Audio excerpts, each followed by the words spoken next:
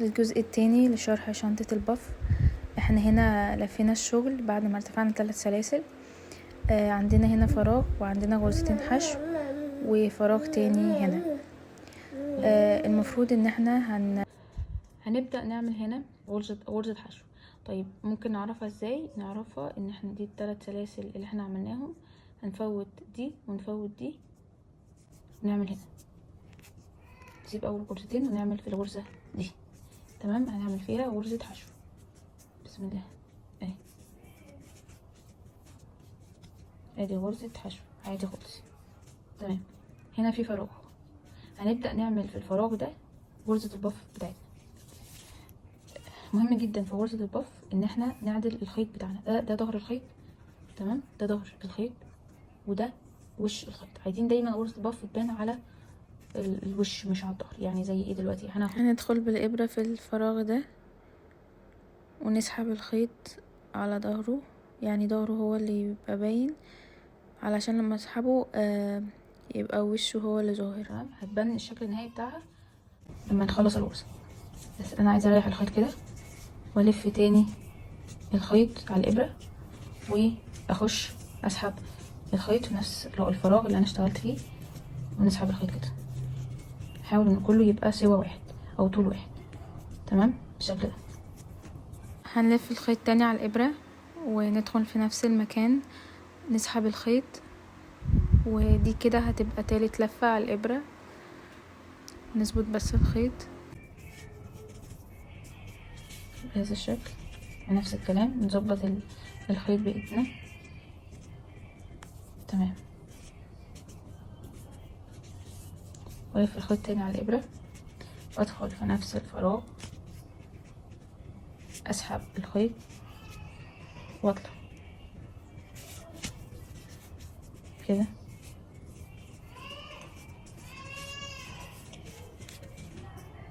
كده هنلاحظ ان احنا معانا 4 لفات على الابره. عدد اللفات احنا بنتحكم فيه براحتنا على حسب سمك الخيط. انا شايفه ان الخيط اللي معايا هنا وسط، مش رفيع قوي ومش تخين قوي، فانا شايفه ان 4 لفات مناسب جدا. لو انت حاسه ان الخيط رفيع ممكن تعمليها 5 لفات، لو حاسه ان هو تخين ممكن تعمليها 3، انت بذوقك. طيب انا دلوقتي عندي 1 2 3 4 5 6 7 8 لفات على الابره. تمام، هطلع من ال7 ما عدا الاخيره. يعني همسك هسحب الخيط كده، تمام، واطلع من ال7 لفات ما عدا الاخيره. كده يبقى معايا حلقتين على الابره، هسحب الخيط واطلع منهم هما الاثنين. كده الحمد لله احنا عملنا اول غرزه بف وشكلها حلو وجميل، حتى ظهرها كمان شكله جميل. تمام، وهنكمل الشغل. هيبقى عندنا هنا فراغ، وعندنا هنا اللي احنا كنا عاملين فيها غرزة حشو اهي، رب تكون واضحة اهي، ده فراغ. فكل مرة هنعمل في الفراغ يعني هنفوت كده غرزتين، الغرزة الأولانية كده والغرزة التانية، ونيجي في التالتة هنعمل حشو. ماشي كده، بسم الله. طيب غرزة البف الجديدة هعملها فين؟ هعملها هنا في الفراغ ده. تمام، هقوم داخلة برضو في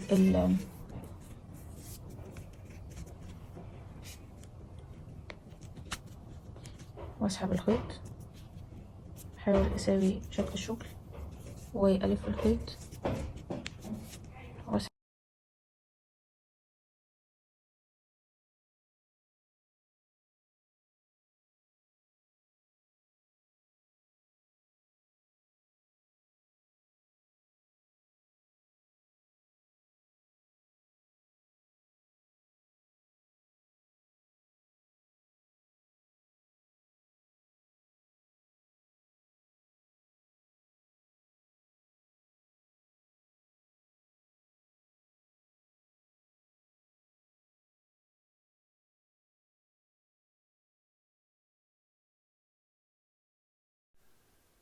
كده عملنا غرزتين بف في السطر.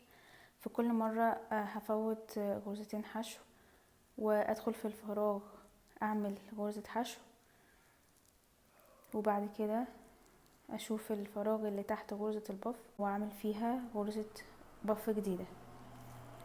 الفراغ ده هنعمل فيه غرزة بف جديدة وهنكمل لحد اخر السطر وارجع لكم نشوف هنكمل الشغل ازاي.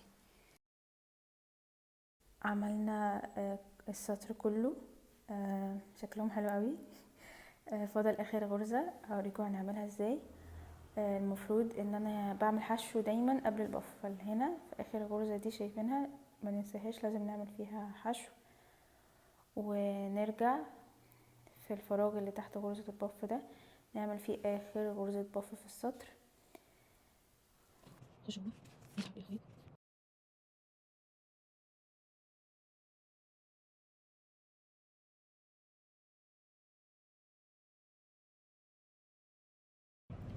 ده كده اول سطر معانا في الشنطة.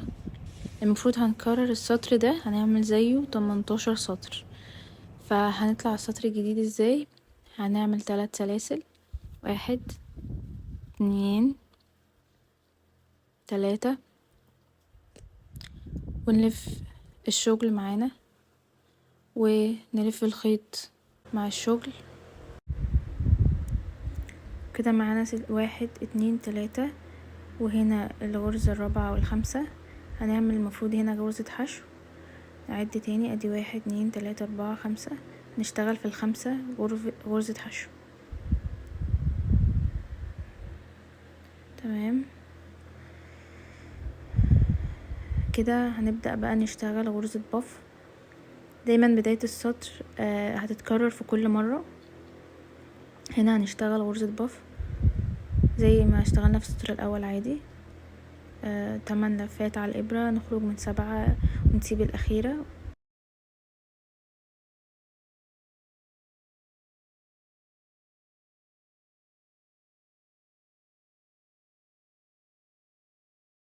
خلصنا اول غرزة. علشان نعمل الغرزة التانية هنلاقي اول غرزة هنا هتقابلنا هنفوتها، مش هنعمل فيها حاجة. دي اصلا اللي كنا عاملين فيها غرزة حشو المرة اللي فاتت او قبل ما نعمل البف. في الفراغ ده بقى في الغرزة التانية اللي تقابلني هعمل فيها غرزة حشو، وهكذا كل مرة. هخلص غرزة البف هلاقي غرزة تقابلني هفوتها وهعمل في اللي بعدها غرزة حشو. طيب غرزة البف الجديدة هنعملها فين؟ في المكان اللي انا عملت فيه غرزة حشو الغرزة اللي فاتت، اللي هي هتبقى الفراغ ده.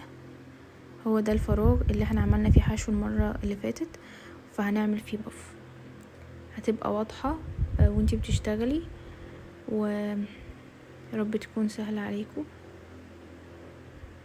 هنعمل بف وارجع لكم هنشوف هنقفل السطر ازاي. عملنا غرزة البف التانية، ده الفراغ اللي هنعمل فيه البف الجديدة. بس قبل ما نعمل البف الجديدة نفوت الفراغ ده الغرزة دي ونعمل هنا غرزة حشو، وهكذا. قلت اوريكم علشان لو مش واضحة توضح اكتر. وهنكرر بقى نفس الكلام في كل مرة لحد اخر السطر. وهنلاقي في اخر السطر هنا اخر غرزة حشو هتبقى في المكان ده، في ال3 سلاسل اللي احنا بنرتفعهم مش عايزين ننساها. ونرجع نعمل برضو غرزة بف في المكان اللي قبله. مش عايزين ننسى ان هما كل سطر فيه 9 بفات، فكل مرة نعد عشان ما ننساش غرزة. ونرتفع لحد 18 سطر واوريكم الشغل في الاخر.